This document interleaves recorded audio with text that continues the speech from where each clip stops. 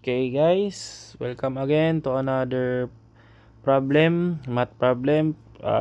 Today, ano naman tayo is calendar problem naman tayo. Okay, so ang tanong, if today is Wednesday, what day will it be after 30 days? Okay, kung wala kang kalendaryo, mahihirapan ka, no? So may technique siya pagkukuha.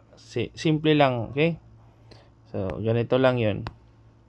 Halimbawa, if today is Wednesday, so what day will it be after 30 days? Kukunin mo lang yung days, yung difference ng days. So what is the days? 30 days. Okay, so ang 30 days, i-divide nyo lang yan by what? 7. Kasi there are 7 days in a week. Okay, so ganito yon. So 7 divide 30, di naman pwedeng 5. So 4, 28.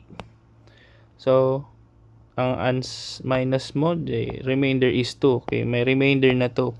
Ito yung kukunin mo, remainder. Okay, so nakuha mo na yung remainder. So from Wednesday plus 2. Okay, plus 2 kasi yung remainder is 2. So what is plus 2? Wednesday, Thursday, and Friday. So the answer is Friday.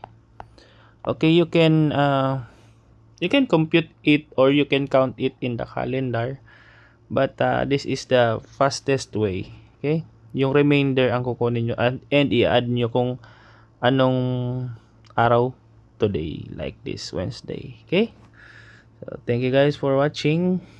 Please share my video and please subscribe to my YouTube channel. Thank you guys.